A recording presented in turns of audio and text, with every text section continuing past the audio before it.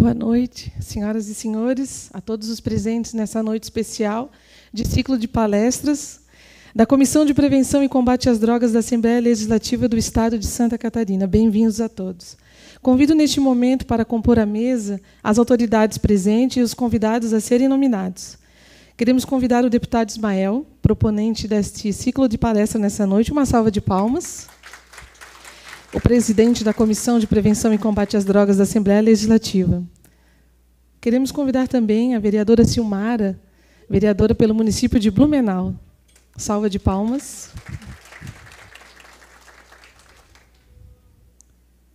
Queremos convidar também os nossos palestrantes da noite, Alberto Cordeiro Júnior, Ramiro Boni e Cláudio Fernando Wolff. Por favor, podem subir à mesa. Uma salva de palmas.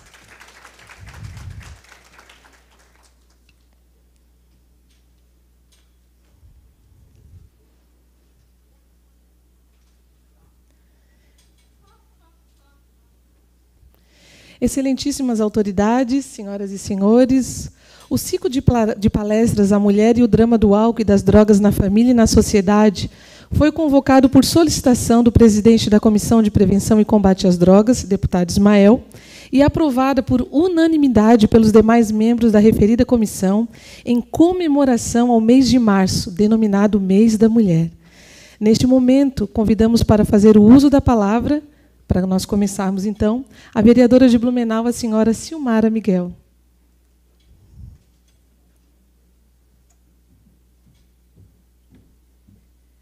Boa noite a todos.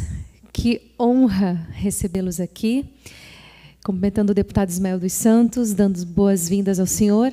Eu cito em seu nome, cumprimento todos os nomeados já pelo protocolo, que farão uso da palavra. Nós fizemos uma pesquisa de campo para entender a realidade que assola as famílias, e estudos bem recentes apontam que 274 milhões de pessoas usaram drogas no ano anterior. Esse mesmo relatório, pasmem, ele diz que nos últimos 24 anos, a utilização de cannabis, é isso? É assim que a gente chama? Cannabis, desculpa, gente, eu não sou do ramo, graças a Deus. Aumentou 4 vezes em algumas partes do mundo. No entanto, no Brasil, o uso de drogas ele é alarmante. E nós entendemos que, quando se tem alguém na família que é usuário, a família inteira se torna vítima da situação. E por isso que nós entendemos a importância disso, para que nós possamos saber como auxiliar. E hoje nós temos pessoas aqui na plateia, deputado, que não necessariamente têm dentro de casa pessoas com vícios, enfim, mas têm no círculo de amigos, dos parentes, não dentro de casa, mas em torno. E nós entendemos que esse ciclo de palestras é digno de aplauso, porque nós estamos investindo no nosso bem mais precioso que nós temos, que são as pessoas.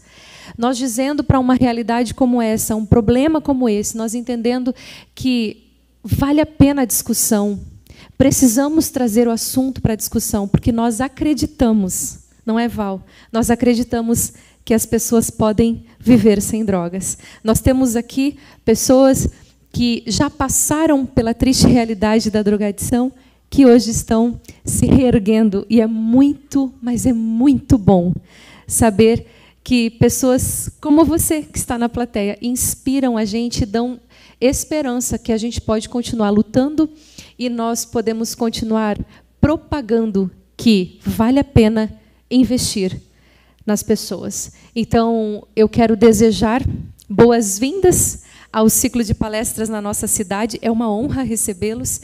E fiquem à vontade, a casa é de vocês. E nós estamos ansiosos para ouvi-los, porque sabemos que esse assunto nos auxiliará a ajudar pessoas. Muito boa noite a todos. Sejam todos muito bem-vindos.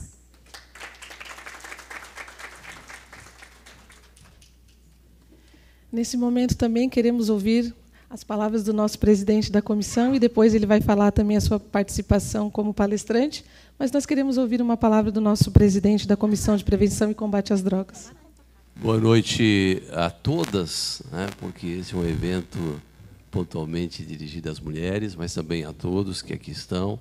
Eu quero cumprimentar a nossa vereadora Silmara, que nos ajudou a coordenar o evento, um pouco improvisado, mas obrigado pela acolhida e pela resposta, um tanto quanto teve que ser imediata, né, à nossa programação. Agradecer a presença dos nossos palestrantes. Aqui está à minha direita o Ramiro, que depois será apresentado, que cuida da área de acolhimento. À minha esquerda está o Alberto, que é policial civil, cedido à comissão e trabalha de forma muito pontual nas palestras, focando a questão da repressão às drogas, e o meu amigo Tenente Wolff, que foi um dos fundadores do ProERD em Santa Catarina, trouxe de São Paulo o programa para cá, e hoje colabora com a comissão também nas palestras, nas escolas e nas comunidades terapêuticas. Obrigado à TV Legislativa, à Rádio Alesc, pela cobertura. Esperamos que esta mensagem possa chegar aos 4 cantos de Santa Catarina. Obrigado aos nossos jornalistas. Satisfação em tê-los aqui. Recebo também a magnífica reitora da nossa universidade. Seja bem-vinda. Depois será apresentada. E, no momento preciso, a gente estará também fazendo a nossa intervenção. Serão 4 palestras de 20 minutos, muito dinâmica, tenho certeza que não será cansativo, e você poderá obter informações, dados importantes para a sua caminhada e para nós, juntos, ajudarmos a mudar a nossa sociedade. Muito obrigado, bem-vindo a todos. Obrigada, deputado Ismael, vereadora Silmara. Nesse momento, então, convido a todos para tomarem seus lugares. Nós vamos começar o nosso ciclo de palestras. E a primeira palestra que nós vamos estar ouvindo da noite, a primeira palestra da noite, é o policial civil Alberto Júnior Cordeiro dos Santos, com o painel Repressão ao Narcotráfico e às Organizações Criminosas. Em tempo, nós também queremos registrar a presença da nossa reitora, Márcia, reitora da FURB. Seja bem-vinda.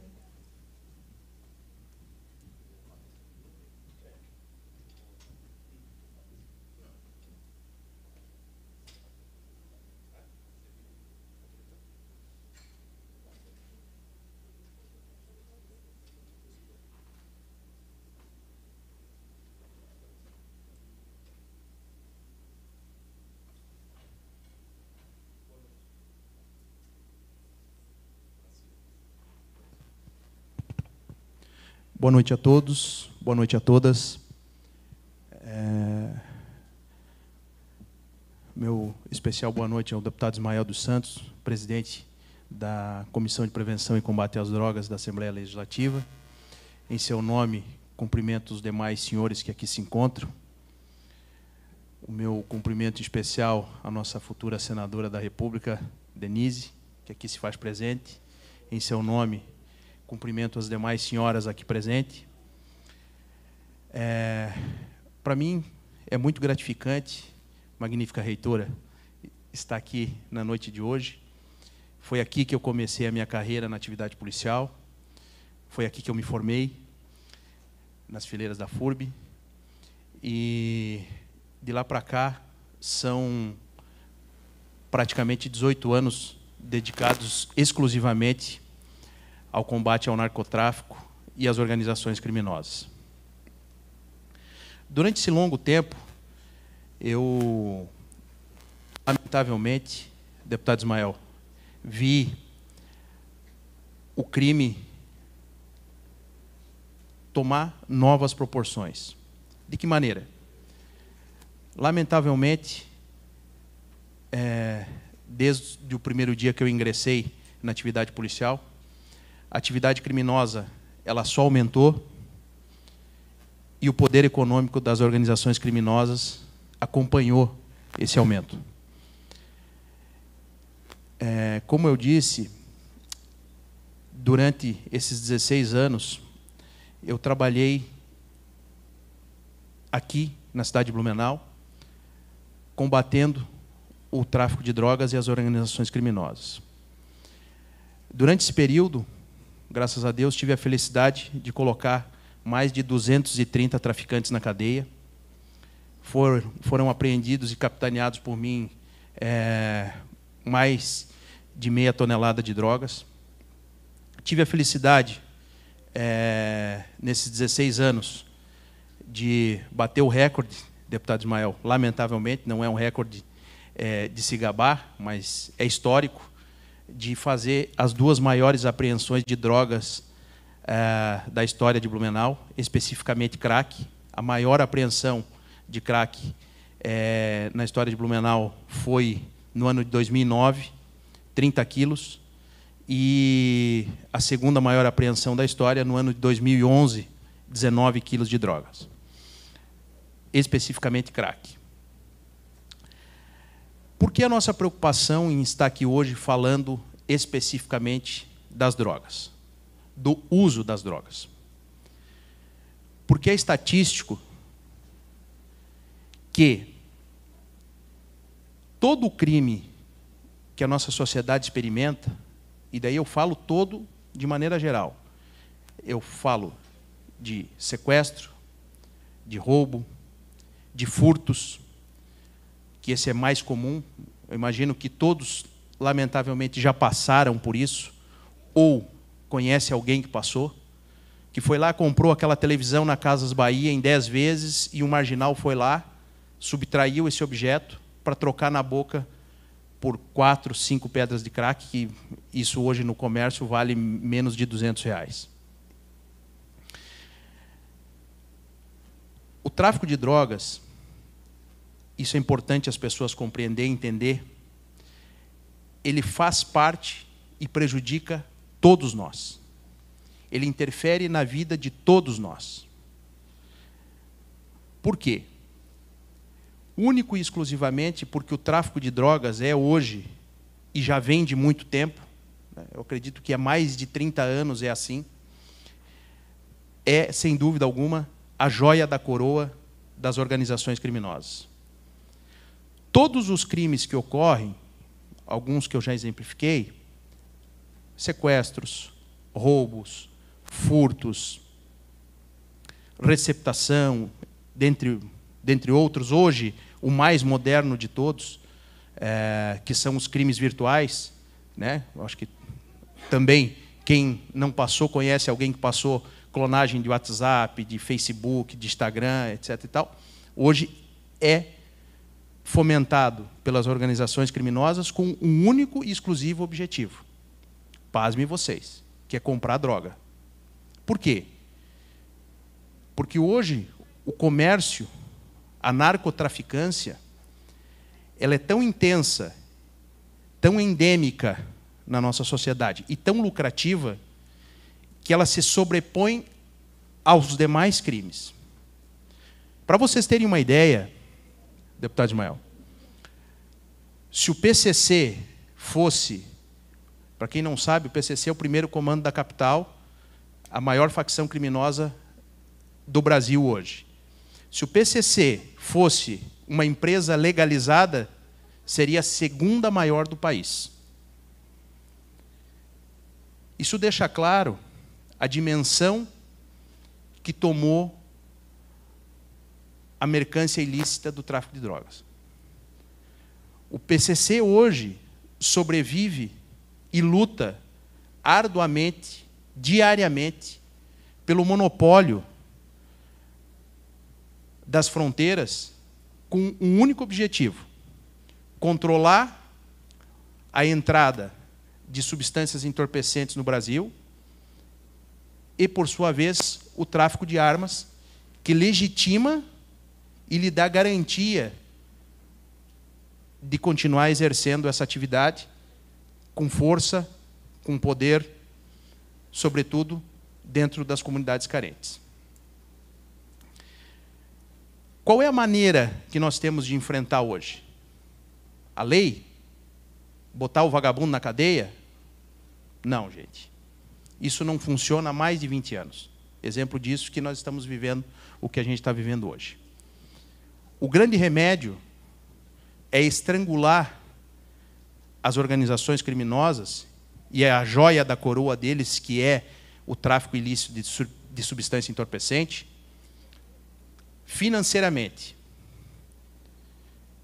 Então, nós precisamos compreender que, quando você não cuida do seu filho, quando você não cuida da sua filha, quando você não cuida de um familiar seu, e fomenta para que ele vá adquirir substância entorpecente, você está financiando esse mal todo que a gente vive. Você está financiando roubos, está financiando furtos, está financiando sequestros, está financiando os crimes sexuais, você está financiando os delitos de trânsito. É isso que nós precisamos compreender hoje. Muito embora nós tenhamos uma legislação específica, e, ao meu juízo, uma das melhores do mundo, que é a Lei 11.343, que trata especificamente do tráfico de drogas. Muito embora essa legislação seja moderna, seja arrojada, venha com a previsão que a lei anterior não tinha, de tratar do estrangulamento financeiro das organizações criminosas, daqueles que exercem a atividade da mercância ilícita, mesmo tendo essa legislação, só ela, como eu já disse, não é o suficiente para que a gente possa combater o que é, sem dúvida nenhuma, o mal do século. Nós precisamos compreender, nos imbuir do sentimento de que esse não é um problema de Estado somente. É um problema pessoal de todos nós. Precisamos compreender que nós precisamos combater ele dia a dia. Aonde? Dentro dos nossos lares, dentro da nossa casa, na nossa rua. Só assim, só desse jeito, se nós conseguirmos uma mobilização geral, total e irrestrita da sociedade, que vai compreender de uma vez por todas o mal que nós estamos vivendo e aonde esse caos pode nos levar, é que nós iremos começar a vencer. Somente a atividade policial, somente a prevenção, somente o acolhimento não vai conseguir. Nós precisamos do envolvimento da sociedade como um todo. Isso sim é que é o importante, isso sim é que é o divisor de águas para a gente conseguir vencer esse mal. Nós precisamos colocar e imbuir os nossos jovens do sentimento de que não existe um arco-íris no final desse túnel. Não existe um arco-íris, não existe um jardim do Éden para quem se envolve com o consumo ou com o tráfico de drogas. Nós precisamos fazer os nossos jovens, os nossos familiares, compreender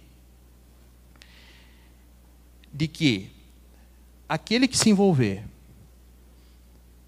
com o tráfico de drogas, com o consumo de drogas, só vai ter 3 caminhos: desgraça pessoal e familiar, cadeia e morte. Eu trouxe alguns exemplos. O tempo é exíguo. Eu trouxe alguns exemplos. Volta um slide. Eu trouxe alguns exemplos de alguns mega narcotraficantes do nosso país. Narcotraficantes que fizeram fortunas, e alguns conhecidos aqui da própria América Latina. Muito embora alguns deles que alguns aqui, eu acredito que a grande maioria já ouviram falar.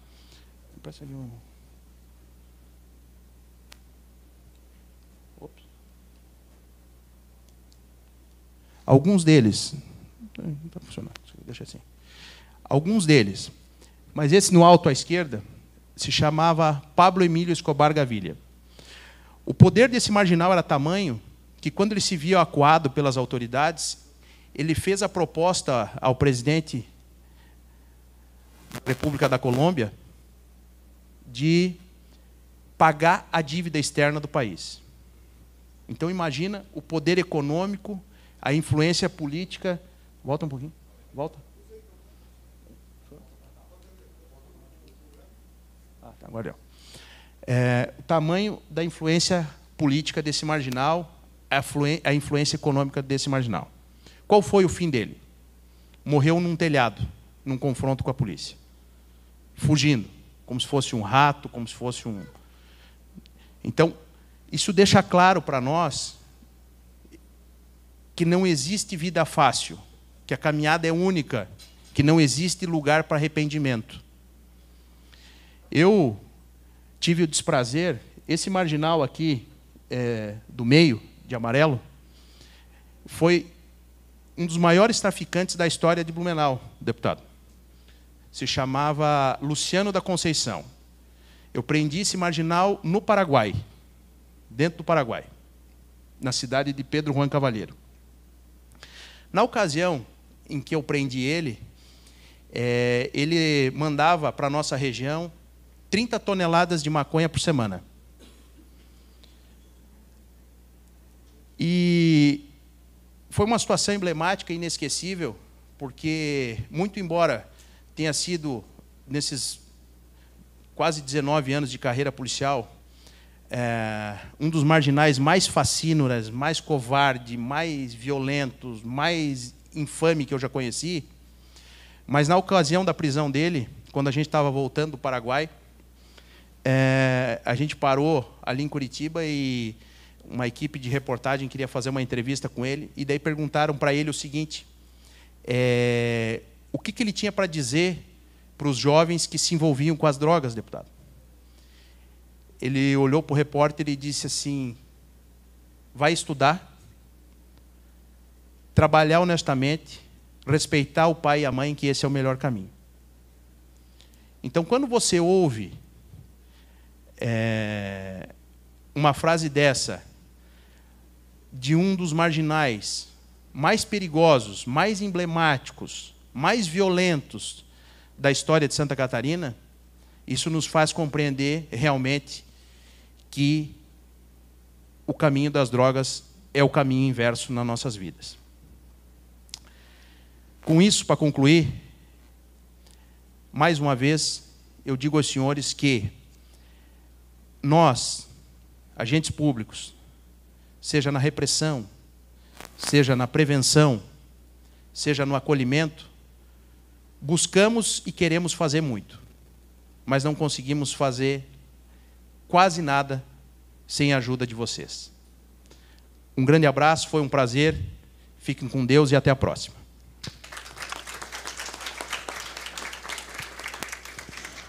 Obrigada, Alberto. E daremos seguimento com o palestrante Ramiro Boni, com o painel Acolhimento e Tratamento através do programa Reviver.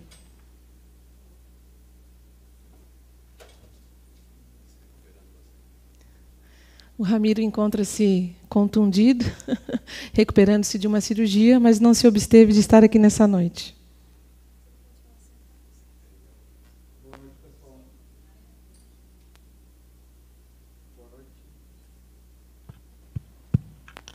Boa noite. Agora sim.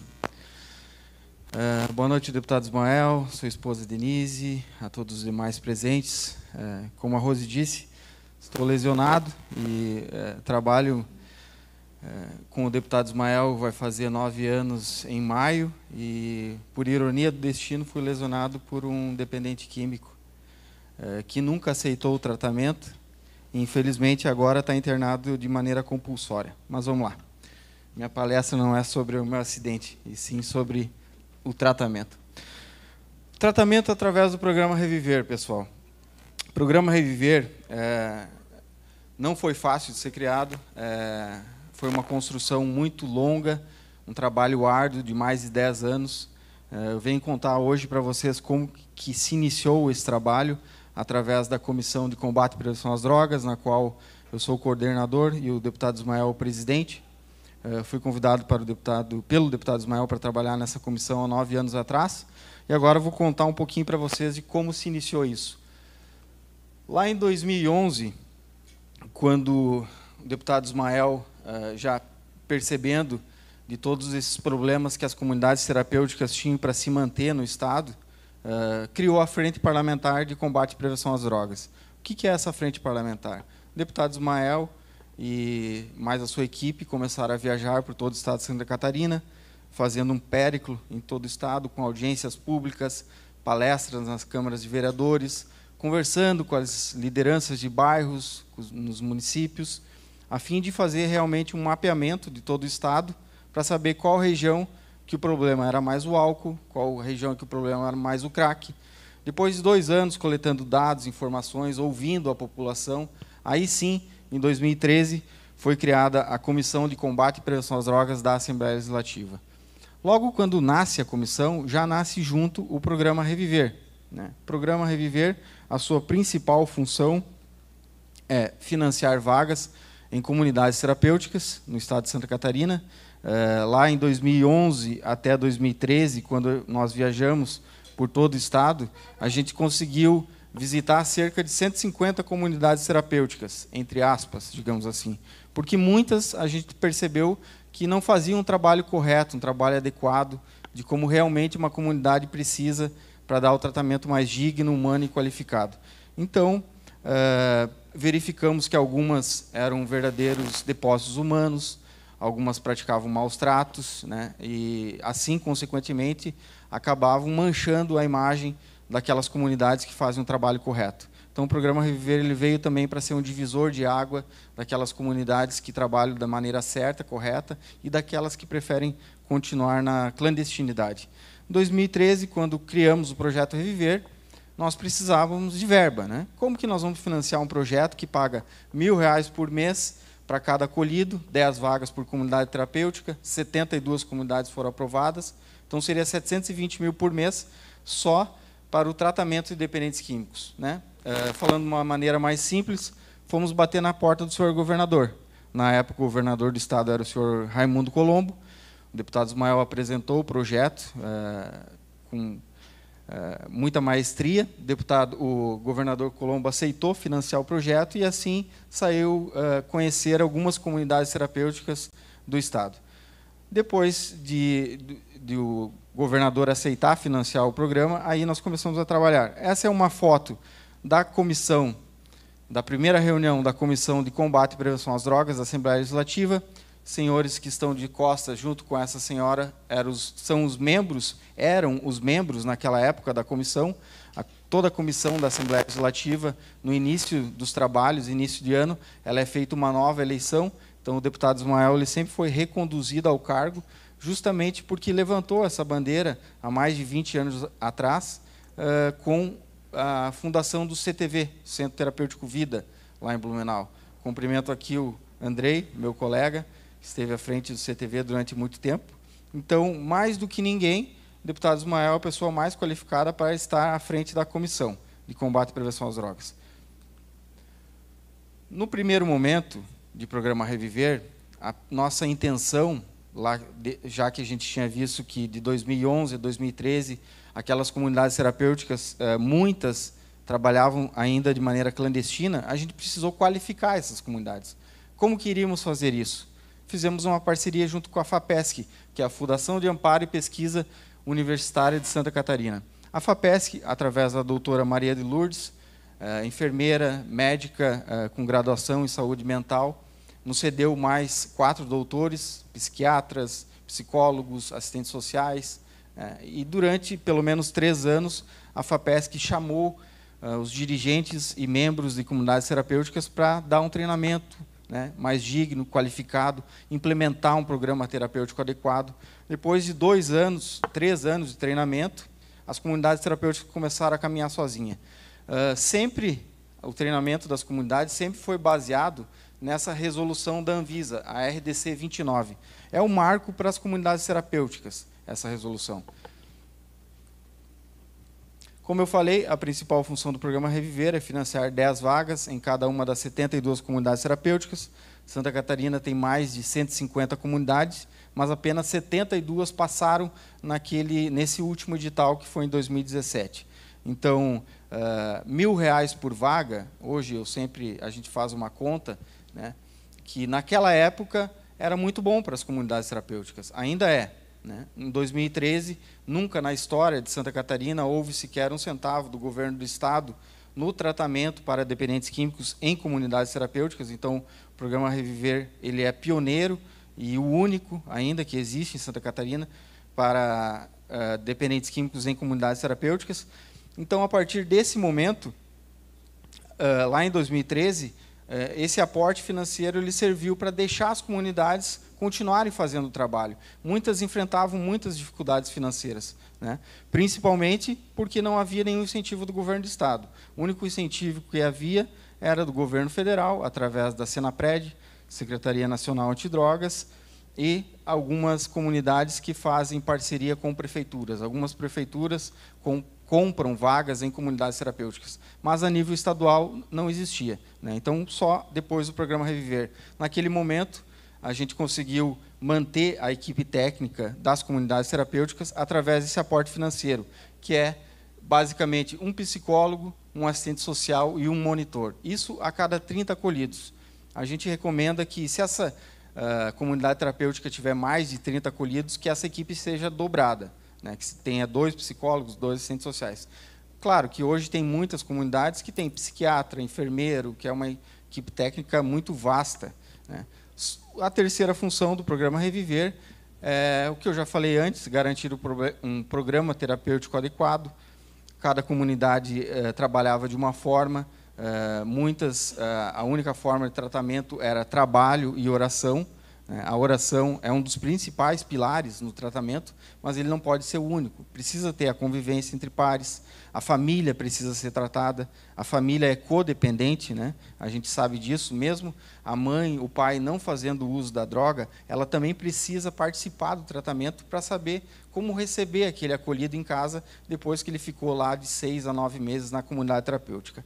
A última função, que eu considero a mais importante, é realmente proporcionar a oportunidade àquelas famílias de baixa renda, que não têm condições de tratar o seu acolhido, que estão lá com o acolhido dentro de casa, muitas vezes tendo que esconder as coisas, como a gente já viu aí nas nossas andanças, a família ter que deixar o cara trancado dentro de casa ou chavear, passar cadeado nas televisões, enfim, para ele não tirar a televisão de dentro e vender para poder comprar droga.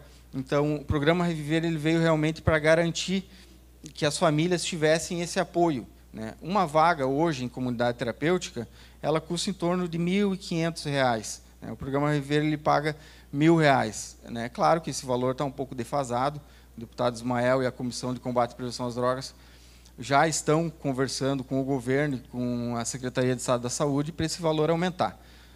Eu e o deputado Ismael, junto com a FEBRACT, que é a Federação Brasileira de Comunidades Terapêuticas, fizemos um estudo em julho de 2021 e chegamos a um valor de que um acolhido custa hoje, para uma comunidade terapêutica, cerca de R$ 2.100. Né? Então, como tudo aumentou, a gente precisa que esse valor aumente. Né? Eu parabenizo aqui os gestores de comunidades terapêuticas que hoje realmente fazem milagre com esse valor. Né? Esse R$ 1.000 por mês, se a gente for dividir por 30 dias, dá R$ 33,33 por dia.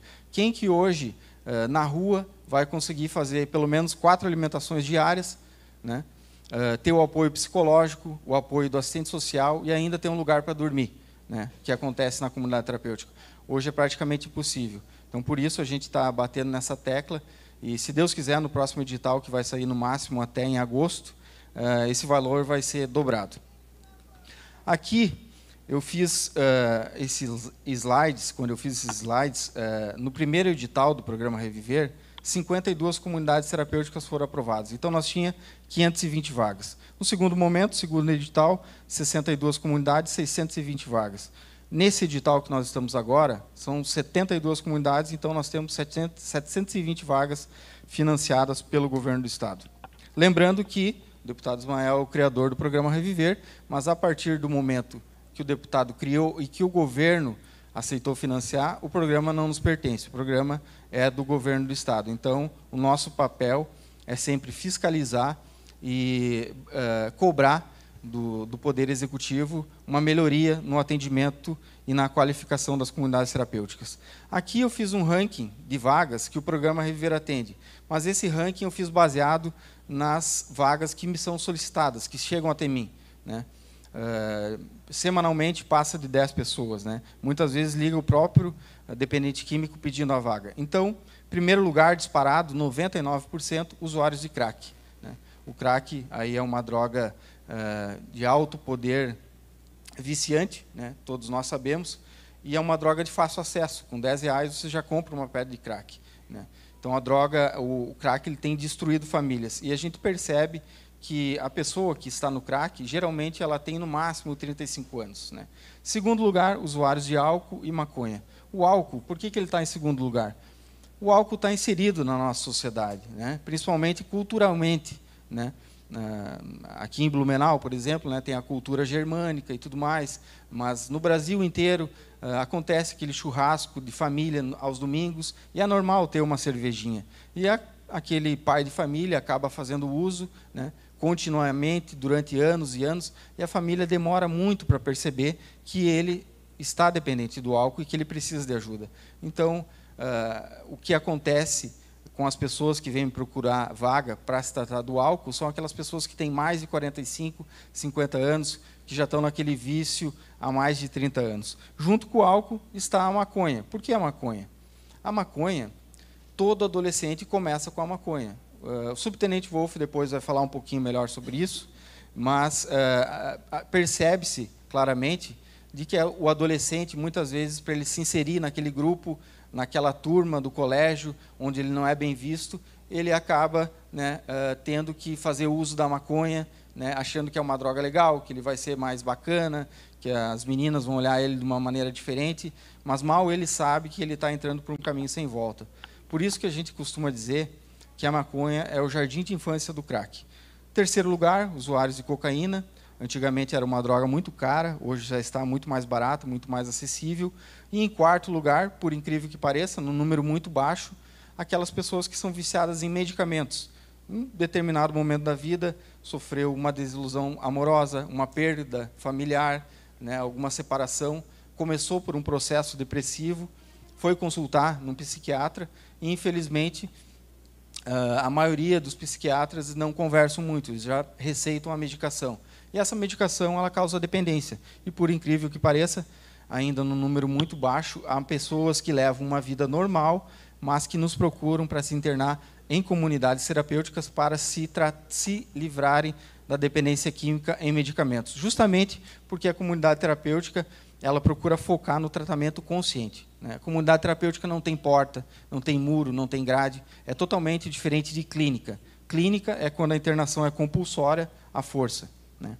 Eu ia contar uma história aqui de uma internação compulsória, mas vou me apressar porque eu vi que eu já tenho menos de 5 minutos. Pessoal, para finalizar, eu quero passar um videozinho para vocês, que foi produzido pela TVA, a TV da Assembleia Legislativa, uma reportagem especial feita em 2019, quando nós comemoramos 50 anos da implantação da primeira comunidade terapêutica no Brasil, e, por coincidência, 2019 foi comemorado também 30 anos da implantação da primeira comunidade terapêutica em Santa Catarina.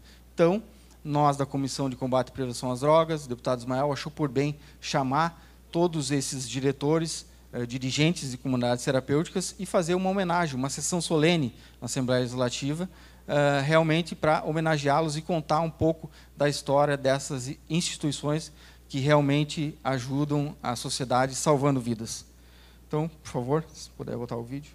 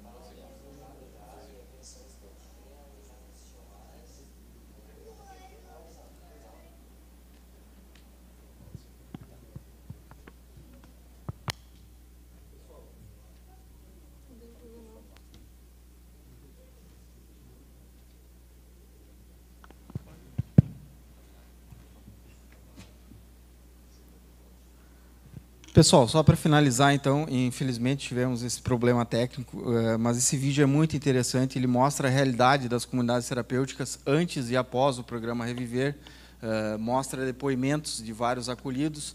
Um deles, em especial, eu gostaria de conversar aqui com vocês, que é o Daniel. Em 2019, ele estava finalizando o tratamento dele e ele contou nesse vídeo que ele nunca imaginou que as coisas começariam a acontecer tão rápida na vida dele, né? Ele tinha planos de cursar a faculdade, já estava cursando, estava resgatando os familiares, os valores dele, e a gente teve a grata surpresa de, no início desse ano, estar lá visitando uma comunidade terapêutica chamada Instituto Redenção, em Camboriú. E quando eu terminei de fazer a minha fala, terminei de passar esse vídeo, o coordenador geral da comunidade terapêutica me falou: Ramiro, o Daniel está ali. Pediu para o Daniel ficar de pé, ele dá o seu depoimento, e foi muito emocionante. O Daniel hoje ele está formado em Direito, está casado, né, reconquistou a esposa dele, está construindo uma casa e é um dos coordenadores gerais da comunidade terapêutica, né? Então, ele reconstruiu toda a vida dele, por isso é muito emocionante. Muito obrigado a todos.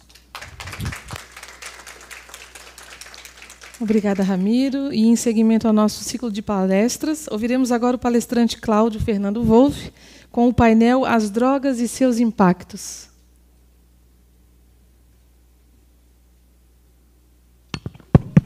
Boa noite a todos.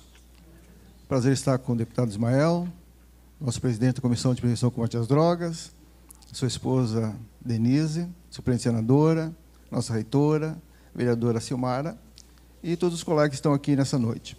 Bom, fizemos o caminho inverso, né? Eu sempre, na nossa caminhada, abro com a prevenção, aí o Ramiro já vem já com o acolhimento e tratamento, já o Alberto vem com a repreensão e o combate, mas acho que vai ser legal também para a gente fazer uma caminhada legal. Bom,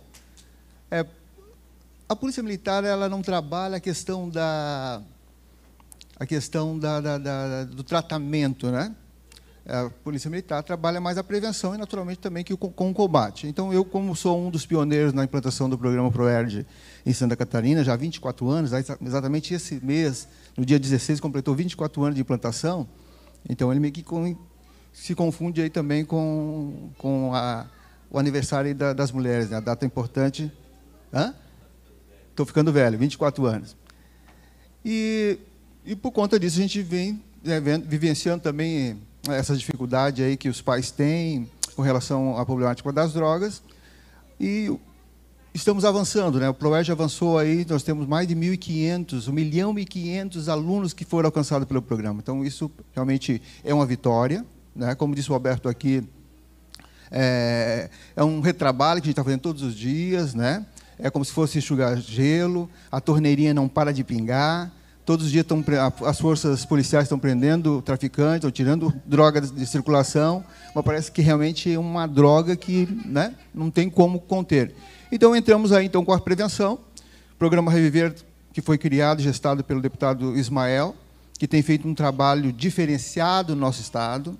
Por isso que a expectativa de cura, de tratamento, ela é diferenciada do cenário nacional, por conta realmente desse trabalho que é feito aqui em Santa Catarina. Bom, para a gente dar uma acelerada, a gente trabalha a questão das drogas lícitas e as drogas ilícitas, né?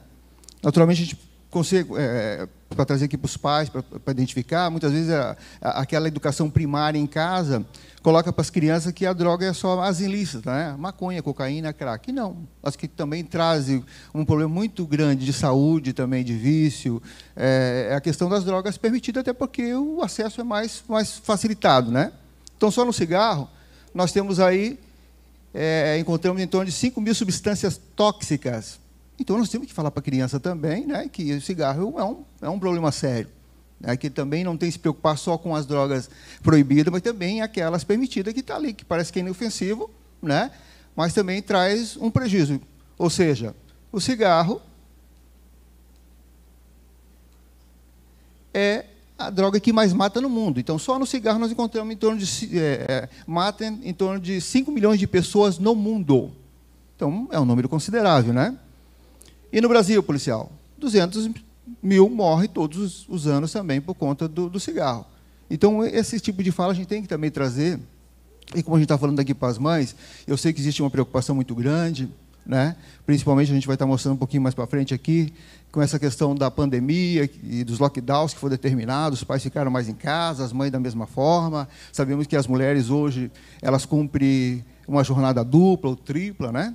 Muito mais do que nós, e que se sentiram aí meio que trancafiadas em casa, ou seja, aquele momento de caminhada, quando chegava do serviço, ou para a academia, para dar uma relaxada na cabeça, para esfriar, para organizar as ideias, ficou prejudicado. Então, vivenciou muito essa questão. Então, nós vamos ver que o consumo de bebida alcoólica e de cigarro, também de outras drogas, ela foi meio que potencializado por conta desse período, né?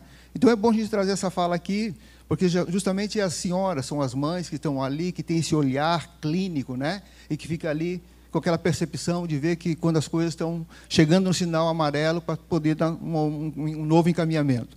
Então, a gente vai dar uma reforçada aqui. Como é que está, então, a questão das drogas, né? Principalmente as drogas permitidas, e quanto que isso também ela vem impactar de maneira negativa na vida, principalmente do adolescente e também, naturalmente, do adulto. Correndo um pouquinho, então. Só no cigarro, então, daquelas 5.000 substâncias tóxicas que eu coloquei ali para os senhores, e nós temos aquelas mais corriqueiras que colocamos aqui para o pessoal identificar, né? Então, tem no cigarro, na composição, naftalina, acetona, amônia, fósforo, veneno de rato, tudo isso aqui é encontrado. Então, não é qualquer droga que não dá para subestimar, né? E aí nós temos, né, o resultado, então. Nós temos em torno de 1 bilhão e 300 milhões de fumantes em todo o mundo. É um número bastante considerável. Fatura lá, no Brasil, digo, tem 35 milhões que são dependentes do cigarro. Esse é o faturamento que não é muito importante, mas fatura em torno de 285 bilhões de dólares no mundo, né, com o comércio do cigarro legalizado. E aqui no Brasil, em torno de quase 5 bilhões. Naturalmente que o público-alvo é o adolescente, com 13 anos, né, porque a expectativa de ele realmente trazer bastante lucro para os comerciantes, né, é bastante grande, porque ele está recém-iniciando na vida, e com a expectativa do brasileiro, ela está bem bacana, né? Os homens chegando aos 72, a mulher chegando quase que na casa dos 80. Então, se ele se tornar um dependente de cigarro, lógico que ele vai levar isso para a vida e vai alimentar, como disse o Alberto aqui, esse comércio das drogas, né? Alguém vai lucrar com isso.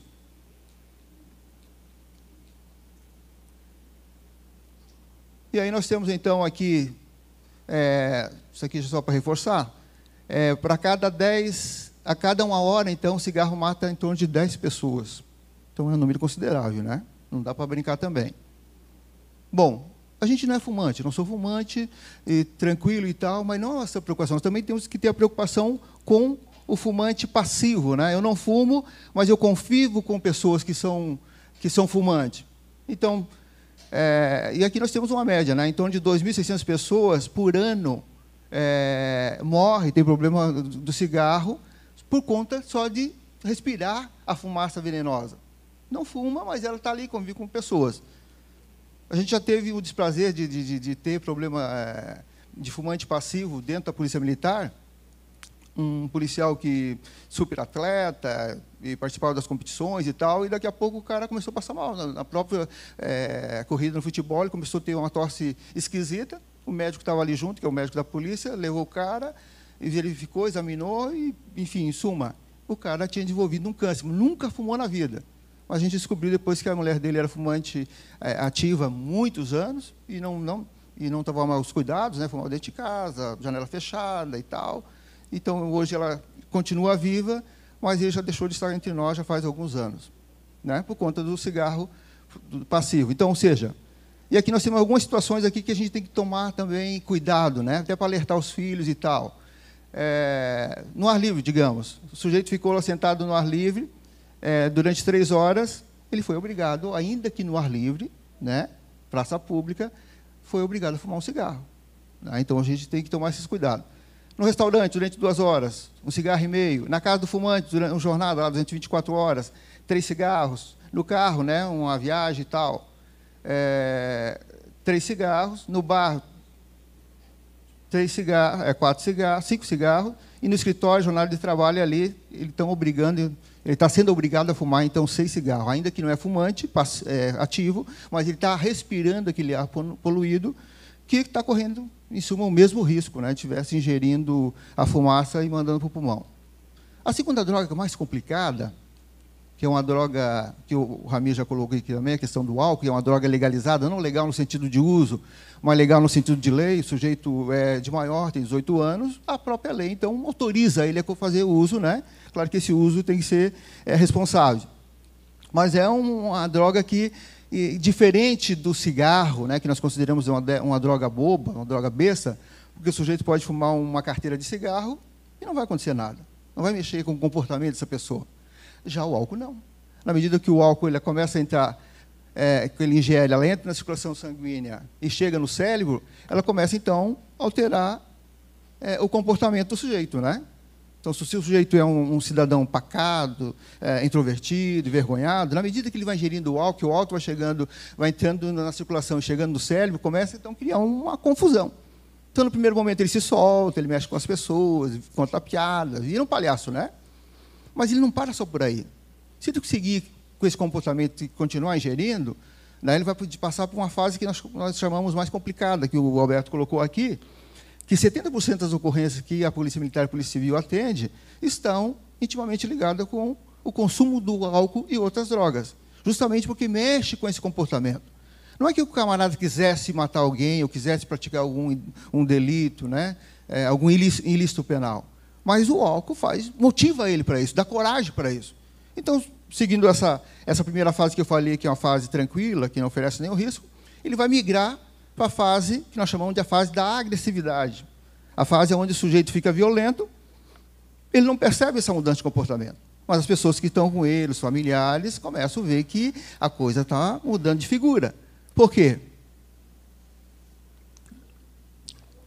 Aquele sujeito que estava até então brincando e tal, agora começa a chamar para briga, começa a ameaçar, começa a falar palavrão e tal. Para ele está ok. Né? Para ele, parece que ele está agindo da mesma maneira, mas as pessoas começam a perceber isso. Então, vejam que não é porque é legal, porque é permitido para os adultos, que eu vou extravasar, não. Até porque existe um controle. Né? Se o sujeito se excedeu, que chegou no estágio de embriaguez alcoólica, aí ele pode ser chamado. Então, aí a lei os alcança. Então, ele pode ser responsabilizado, porque tem que ter um controle. Tá ok? Vamos dar uma corridinha, então? E um pouquinho sobre o drama da mulher, né? A mulher, o drama do álcool e de outras drogas, então, na família e na sociedade. Bom, eu acho que a que mais sofre nesse contexto acaba sendo a mulher, né? A mulher que até então consumia o álcool muito menos do que o homem, hoje, segundo as pesquisas, ela está meio que 50 por 50, né? Por essa questão de estar também bastante na rua, por causa do que é uma droga legal, porque é uma coisa cultural também. É claro que elas são mais comedidas também, mas o álcool ele começa a caminhar. Não existe uma forma segura de dizer, não, eu vou consumir o álcool tranquilo e nada vai acontecer. Né? Não, vou tomar de forma responsável, tenho esse controle e não vou caminhar para a dependência. Tá? Então, isso é muito vago falar isso. As pessoas têm que se cuidar muito, mas essa é uma caminhada que realmente tem os seus perigos, seus riscos. Bom, segundo a Organização Mundial da Saúde, 10% da população brasileira é alcoólatra. Considerando que nós somos mais de 200 milhões de brasileiros, então é um número considerável, né? Nós temos aí, então, 22 milhões de brasileiros que são alcoólatras. 70% não é, mas faz uso recreativo, como eu falei, né? Vez por outra, nos encontros, né? Festas e tal, não tem nada que proíbe. Mas se ele está fazendo uso, ainda que seja de forma recreativa, mas ele se descuida e começa a aumentar a frequência, gente, ele está naturalmente caminhando para a dependência. Tá? É um risco bastante preocupante. Bom, e nós temos alguns números aqui que tem que levar, né, que tem que realmente fazer uma reflexão. 3 milhões de pessoas morrem todos os anos por conta do consumo do álcool. Não é? E aqui eu queria chegar um pouquinho, então, por conta dessa pandemia, que nós ficamos ali pelo um bom período trancafiado, tal, quarentena por conta do vírus, segundo a venda, as plataformas lá de pessoas que vendem, séries, que fizeram levantamento, a venda quase que dobrou do consumo de bebida alcoólica. Por que isso, gente? Depressão, medo, insegurança, não sabe o que vai acontecer no dia de amanhã, muitos tiveram o seu orçamento reduzido, as responsabilidades estão em casa, né? Isso não fica também só no ambiente masculino, né? Isso também vai para a mulher. A mulher acaba também compartilhando isso, né? Por isso que nós tivemos esse número aí bastante elevado. Vai me ajudando o horário aí para mim não... Quantos minutos temos? 5? Meu Deus. Bom, vamos dar uma corridinha aqui, então. Esse número aqui eu acho interessante, pessoal. E aí, a pessoa que é dependente do álcool, muitas vezes ele não tem muita noção, né, do que está acontecendo com ele. As pessoas começam a dar dica e ele não consegue perceber. Ele acha que ele está certo, que ele está no controle, que está legal. E não é bem assim, né? Então, foi feito aqui alguns exames de dosagem alcoólica em cadáver que mostram que a morte violenta ela é precedida por uns goles a mais. E aí nós temos aqui afogamento, 64%, exatamente porque se excederam. Atropelamento, 53%. Pessoas que morreram vítimas por homicídio, 52%. 51% acidente de carro, 36% quedas fatais e 36% suicídio. O sujeito só atentou contra a sua própria vida porque ele tinha se excedido exatamente nos goles a mais. Ainda que ele começou lá de forma recreativa, mas, como eu falei, ele pode ir caminhando e aí daqui a pouco perder esse controle e quando vê ele, sem ele perceber, ele se tornou-se um dependente. E muitas vezes ele recusa a receber os alertas, os toques da família, dos amigos, do patrão, porque está vendo que a produção dele já não está tudo aquilo, né? E ele não aceita. Ele só começa a perceber quando o próprio organismo começa a dar os sinais. E aí já pode ser bastante tarde, né? Ele começa a olhar no espelho, que o seu corpo está modificado, que o seu rosto está inchado, está vermelho, problema no fígado, nos rins, né? E aí pode ser um pouquinho mais tarde para iniciar um tratamento. Vamos correr um pouquinho aqui nas drogas ilícitas. Bom, como é que... Isso aqui é interessante, isso aqui só que é uma curiosidade para a gente trabalhar aqui com vocês, porque às vezes, como é que eu vou saber se eu estou dentro do padrão, se não estou, se eu estou caminhando para a dependência ou não? Bom, aqui nós temos aqui um padrão, né, sobre o consumo de bebida alcoólica. Então, a dose, digamos, seja mínima, lá, de forma recreativa, que eu estou sendo cuidadoso, né, eu não quero caminhar para a dependência. Então, seria, uma latinha de cerveja por semana, uma taça de vinho e 45 ml de uma bebida destilada. Bom, sujeito está aumentando, então. Mulheres, por dia, começa a tomar uma dose, os homens consumindo 2 por semana, mulheres 7, homens 14 doses, aí já está complicado. Tá? Então, aí já passou lá da fase inicial, já está indo aqui para o moderado. E quando chegou nesse moderado aqui, gente, é muito difícil parar. Aí, às vezes, tem que pedir ajuda e tal, porque ele começa a perceber que não tem volta. E aí, o consumo abusivo, então, são doses, vamos colocar aqui, para mulher, 4 doses, para mulheres, 4 doses, né, no mesmo dia, e para os homens, 5 ou mais no único dia. E aí nós temos aqui também outra informação que é interessante, o consumo de álcool no Brasil, 26,4% da população brasileira consome álcool uma vez por semana. 18,8% é consumidor abusivo e ingere mais de que 4 doses em um único dia. Aí é complicado, né? Então a gente tem que se atenar, né? E o consumo de álcool para as mulheres, então? 17% das mulheres ingerem bebida alcoólica uma vez por semana. 17%, considerando que nós somos um país de 200 milhões, então faz um cálculo, né? Bom, e 13,3% ingere mais de 4 doses num único dia. Então, ele já está abusando também, né?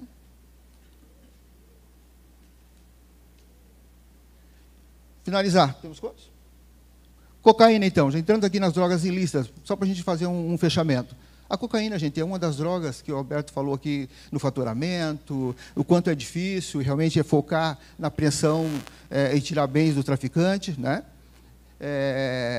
Você ter uma ideia do valor da cocaína, gente, o grama da cocaína equivale ao grama do ouro. Então, por isso que os caras fazem de tudo, realmente, para não perder esse mercado, né? Perder, realmente, essa fonte. Essa droga, gente, ela é tão poderosa que já na fase experimental, na primeira cheirada, gente, ela já pode começar a desenvolver a chamada dependência. Tá? E tem um poder de destruição muito grande. Quando nós falamos aqui da cocaína, daí a gente acelera um pouco para falar também a questão do crack. O que seria o crack? É o pó branco, a cocaína, então, misturada com alguma substância que vai potencializar e vira o crack. Se é difícil tratar uma pessoa que é dependente da cocaína, imagina, então, você tratar uma pessoa que é dependente do crack. É muito mais complicado. E os danos cerebrais, né, que ela provoca. E aqui está algum faturamento, né, faturamento do narcotráfico. 17 bilhões do Brasil, acho que é uma cifra, né, considerável. No mundo, 500 bilhões, né, dá para fazer alguma coisa. Bom, fechamos aqui, então. Classificação das drogas psicoativas, né, que são aquelas drogas que afetam o psíquico, a mente, que mudam o comportamento das pessoas, né, alteram o padrão e tal. Então, nós iniciamos aqui com depressoras, que são aquelas que o próprio nome já está sugerindo, né, são aquelas drogas que têm o poder de deixar as pessoas mais deprimidas, né, que afetam o seu sistema nervoso central e deixa a pessoa deprimida para baixo, triste. Então, nós temos exemplos: álcool, tranquilizante, inalante, derivado de ópio. Temos aqui estimulante, então o próprio nome já está sugerindo, são aquelas drogas que afetam o sistema nervoso central, que vai estimular, vai deixar o cara mais ligadão, mais acordadão, né? Então nós temos aqui, exemplo, cocaína, inibidor de apetite, anfetamina e crack. Perturbadoras, também o próprio nome está sugerindo, né? Então, assim, aqui deixa para baixo, aqui ela vai estimular, e lá ela vai criar uma confusão dentro da cabeça do sujeito. Então ele vai ter delírios, fantasia, né? As famosas drogas alucinógenas. E nós temos aqui, então, exemplos: maconha, chás e alguns medicamentos. E aqui eu encerro, então, porque senão não vou deixar espaço para o nosso presidente. Obrigado a todos. Obrigada, Cláudio Wolff. E, para finalizar a nossa noite de palestras, quero chamar o nosso palestrante, o deputado Ismael dos Santos, presidente da Comissão de Prevenção e Combate às Drogas, com o painel O Mapa das Drogas em Santa Catarina.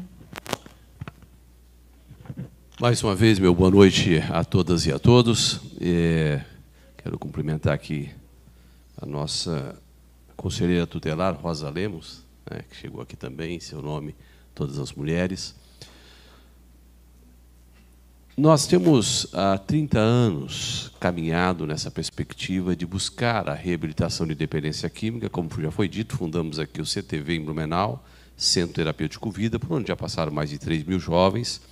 Hoje nós deixamos a presidência, já isso há 10 anos, quando assumimos como deputado estadual, passamos para uma ONG pela questão política, mas decidimos, então, hastear essa bandeira em todo o estado de Santa Catarina. E aí nós criamos a comissão, como já foi dito, de combate e prevenção às drogas, esse tripé, buscando a conscientização, não é, ou prevenção, o acolhimento e também a repressão, trabalhando nessas 3 áreas em todo o estado catarinense. Rapidamente. Bom, já foi dito aqui, apenas para a gente relembrar e fechar aqui a nossa palestra de hoje, nessa nossa homenagem às mulheres, né? Para onde levam as drogas? Desvios morais, relacionamentos rompidos, privação da liberdade e destruição. Ainda essa semana, alguém me ligou e disse: deputado, me ajuda, meu filho está preso, né? Não vou dizer o local aqui para uma questão ética, né? Mas plantaram a droga no carro dele, ele não estava, não é viciado e tal. E essa é a história das mães, né? A mãe trabalha com o coração, né? E aí pensa que é assim mesmo, que jogaram uma droga lá dentro do carro do menino e por isso ele foi preso, né? E essa é a realidade, né? De Blumenau, Santa Catarina, do Brasil e do mundo, né? Vamos lá. Próximo, lâmina. O crack, que é um grande desafio, em especial no Brasil. Eu tive fazendo uma pesquisa e tive em loco em Portugal. Lá o problema é o ópio, não é o crack, né? Mas no Brasil o problema é o crack. E por que é o grande desafio para nós brasileiros, né? Por que é tão perigoso? Pode ir lá. Só para vocês terem uma ideia, né? A cocaína cheirada, que foi falado aqui, né? Ela leva de 10 a 15 minutos para chegar ao cérebro. A cocaína injetada, de 3 a 4 minutos. O crack, que é a chamada cocaína fumada, de 5 a 8 segundos. Então, é a cocaína o crack é a jato, né? Vamos lá. E aí a duração dos efeitos, isso é importante, né, para as mães aqui entenderem um pouquinho, né? O crack, essa cocaína fumada, barato, dura 5 minutos, né? A sensação gostosa, né, entre aspas, 5 minutos.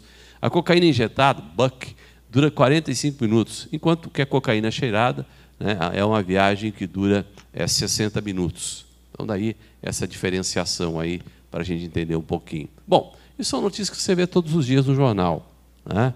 Mãe acorrenta a filha de 13 anos viciada em crack. Triste, né? Muito triste. E são casos que surgem todos os dias. Eu acho que dificilmente eu passo um dia que eu não recebo um telefonema no meu celular ou lá no gabinete: deputado, me ajude. Meu filho está no crack, não sei mais o que fazer, não tenho dinheiro para pagar uma clínica, como é que eu faço? Né?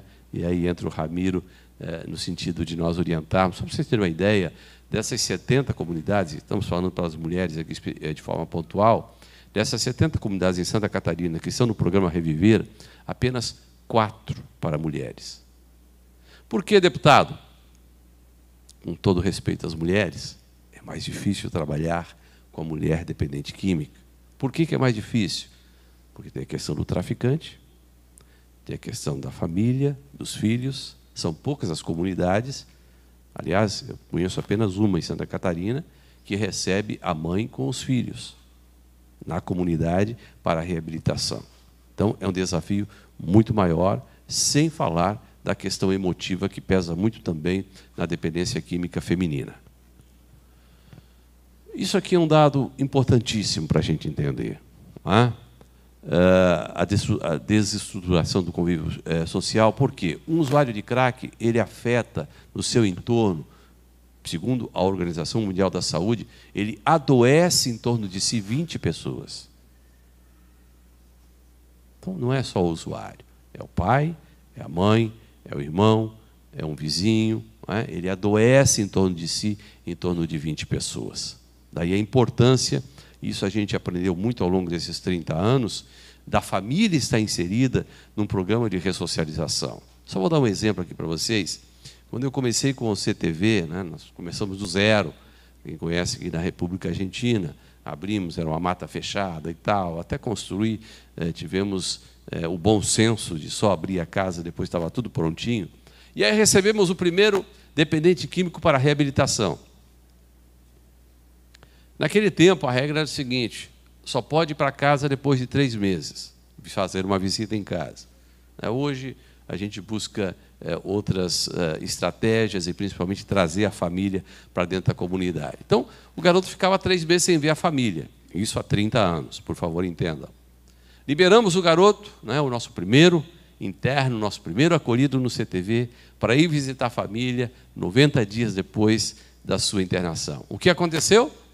A família recebeu o garoto com um churrasco e muita cerveja. É claro que o garoto teve uma recaída. Né? Amadorismo nosso, né? Aprendemos isso ao longo da caminhada, mas só para vocês entenderem, não é? A dificuldade de se ter toda uma equipe técnica que possa dar essa orientação, o psicólogo, o psiquiatra, o assistente social, e trabalhar com a ressocialização. Hoje você não tem como fazer acolhimento sem, paralelamente, trabalhar o processo de ressocialização. Nós colocávamos antigamente a ressocialização como um quarto eixo. Hoje não. Hoje faz parte do 3º eixo. Junto com o acolhimento tem que estar a ressocialização. Por isso, no programa Reviver, é praticamente uma regra, não é? A cada 15 dias a família tem que estar lá na comunidade terapêutica, não é? Para também ser curada junto com o dependente químico. Vamos em frente. Bom, só uma realidade rapidinho aqui de Santa Catarina. Isso aqui já está um pouco desatualizado, foi em 2019, mas para vocês entenderem, durante a pandemia a gente não teve condições de atualizar isso. Não é? Nós tínhamos, na época, 700 mil dependentes de álcool em Santa Catarina, isso que passaram pelos serviços de saúde pública das nossas prefeituras, certo? 125 mil dependentes de entorpecentes, 180 mil estudantes do ensino fundamental e médio que fizeram uso esporádico de drogas e aí, infelizmente, 70 mil usuários de crack em Santa Catarina. Um enorme desafio. Bom, mas tudo isso que foi dito nessa noite, não é? E a nossa homenagem aqui às mães corajosas, que buscam educar seus filhos de uma forma correta, adequada. Essa mensagem que a gente gostaria de deixar. É possível alcançar uma luz no fim do túnel. Eu sei que já se tornou um refrão dizer que a droga é um caminho sem volta. Ora, o programa Reviver nasceu exatamente para provar o contrário. É possível retornar. É possível recomeçar, desde que se busque essa esperança pedindo ajuda. E aí, na próxima lâmina, a gente sempre coloca, desde o professor, o psicólogo, né, o assistente social da empresa, o líder religioso, a rede pública de saúde, tem o CAPS, que faz também o seu trabalho, e as comunidades terapêuticas. E eu quero encerrar chamando aqui, Andrei, esquece um pouco o teu iPhone, que você já está viciado nisso aí agora. Vem aqui na frente, Andrei. Você ia tirar uma foto, fica aí. Andrei, olha esse menino aqui, né? Está meio gordinho, mas vocês precisavam ver ele há 20 anos atrás. O Andrei era muito mais magro do que eu. E muito mais feio também. Dentuço. Eu vi uma foto dele. Por que eu trouxe ele aqui? Isso, por acaso, eu ouvi ali e lembrei dele. O Andrei, naquele tempo ainda o crack estava começando, tal, enfim, tinha outras drogas que eles inventavam, água de bateria, etc. e tal, né? O Andrei estava nas últimas. O Andrei ia parar no cemitério. Mas ele foi para uma comunidade terapêutica. Quantos meses ficou lá, Andrei? 6 meses. Ficou acolhido numa comunidade terapêutica. 20 anos depois, o Andrei é um líder, o Andrei é o meu chefe de gabinete aqui em Blumenau. Merece uma salva de palmas. Obrigado, Andrei. E ele me disse, a esposa, por favor, claro, a mulher tem que ficar de pé, até a mulher mais bonita do que ele, a filha, né? Olha aí que família bonita, né? E o Andrei, 20 anos sem usar drogas, limpo. É claro que todo dia ele levanta pela manhã dizendo, eu preciso matar um leão. Eu preciso estar livre das drogas. Essa é uma guerra diária. Mas 20 anos está limpo e é por isso que a gente se motiva a trabalhar. E muitas vezes o Alberto, o Ramiro e o próprio Wolf me acompanham ali nos corredores da Assembleia Legislativa. E muitos deputados chegam para mim e dizem, deputado Ismael, você está perdendo o seu tempo. Tantos exemplos de pessoas que vão à comunidade terapêutica, ter recaída, não funciona, etc. e tal. Mas eu estou aqui nesta noite, nesse seminário, nesse encontro. Mais uma vez, obrigado, Silmara, por nos proporcionar este momento para dizer, não, é possível. Droga não precisa ser um caminho sem volta, desde que haja boa vontade. É por isso que eu sou contra, com todo respeito a alguns prefeitos que estão adotando isso, ao acolhimento de uma forma que não seja espontânea, compulsória, porque 50% da reabilitação está no querer. E eu termino dizendo, o grande problema das drogas, além de destruir a família, além de destruir sonhos, além de destruir projetos, destrói a coisa mais importante do ser humano. Qual é, Ismael? O poder de decisão. As drogas destroem o poder de decisão. Por isso, nós somos contra a liberação das drogas. Mas, Ismael, o Uruguai acabou de liberar, acabou não, faz 3 anos. Então, vai ver a pesquisa lá. Em 1 ano, aumentou 30% a criminalidade no Uruguai, com a liberação da maconha. Só estou falando da maconha. 30% aumentou a criminalidade no Uruguai com a liberação da maconha. Não é isso que nós queremos para o Brasil, não é isso que nós queremos para Santa Catarina. Nós queremos família, um Estado e um país livre das drogas. Muito obrigado, uma boa noite a todos. Obrigada, deputado Ismael, sempre uma honra ouvi-lo. E nessa noite nós encerramos, então, esse ciclo de palestras, agradecendo o policial...